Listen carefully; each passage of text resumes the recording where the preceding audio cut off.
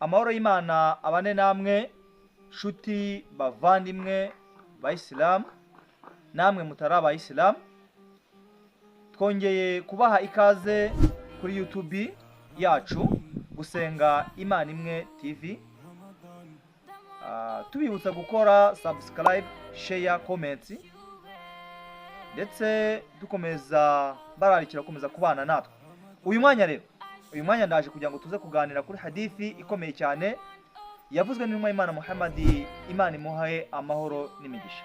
Twarabonye urukundo rwanyu byo kudukurikira, ariko twagira ngo turebere hamwe iyi hadithi aho intumwa y'Imana atubwita umugore uzabungabunga amasengesho 5 ku munsi. Umusozo w'iyi hadithi murajya kubyumva. Umugore uzabungabunga amasengesho 5 ku munsi. Bavandimwe bayisilamukazi cyangwa se bayisilamu, igihe uzaba ugiye gushaka uzagerageze ushake nibura umuntu ugomba kuba agerageza kuba yasenga 5 ku munsi. Naho nushaka umuntu ugendeye ku buranga, ugendeye ku bindi bintu, umuntu udasari, uzamurashaka umuvumo mu rugo iwawe. Rero ngo umugore uzasenga 5 ku munsi, yarangiza agasiba igisibo cy'ukwezi gutagatifu kwa Ramadan iki turimo, akagisiba neza. Wa mugore wumvira Allah, akumvira Imana, akumvira intumwa ye.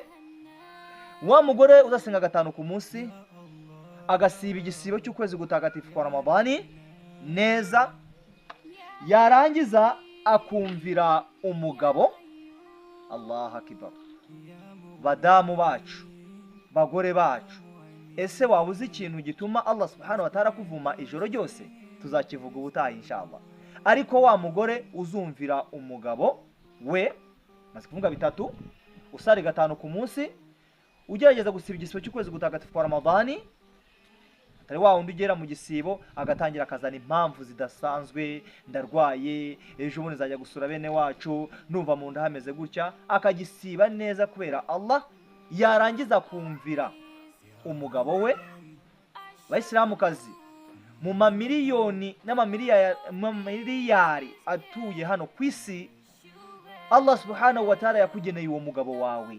Uwo uri kubona niwe mugabo wawe Allah subhanahu wa ta'ala yakugeneye. Uri gushaka impamvu rero ugomba kumvira umugabo wawe.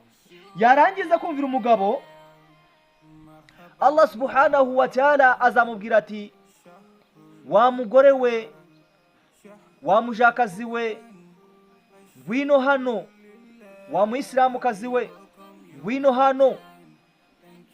Uwo nguwo Allah subhanahu wa ta'ala azamubwira ati, ngaho injira mu muryango w'ijuru ushatse. Azamubwira ati, ngaho injira mu muryango w'ijuru ushatse, kubera ibyo bikorwa azaba yakoze. Bishatse kuvuga iki? Bishatse kuvuga ko umuyisilamukazi agomba kubaha Allah subhanahu wa ta'ala, akubaha ndetse n'umugabo. Atari ibingibi rero byateye by'iminsi, aho umugore atumvira umugabo, yarangiza akumva ko amategeko ari yagomba gukemura ibibazo byanyu.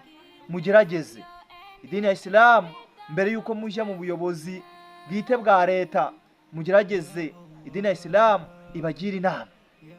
Nimara kubagira inama, hasigaye mugandukire Allah subhanahu wa ta'ala.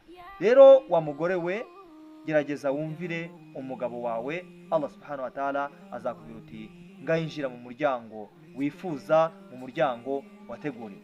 Ibyo byose numara kubikora, Allah subhanahu wa ta'ala azaguha iki? Azaguha ijuru ryiwe.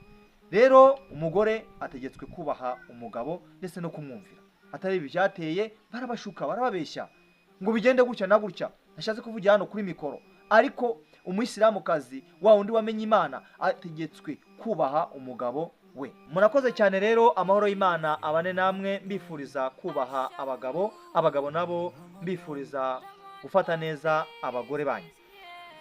Kuri social media rero zacu, izo muri kubona kuri screen zanyu, TikTok twitwa Icara Wige Isa, Instagram nuko nguko, ndetse na WhatsApp.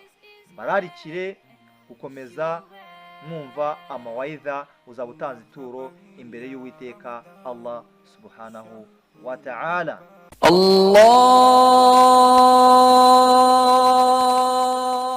Bismillahirrahmanirrahim. Umudawati ryahamye.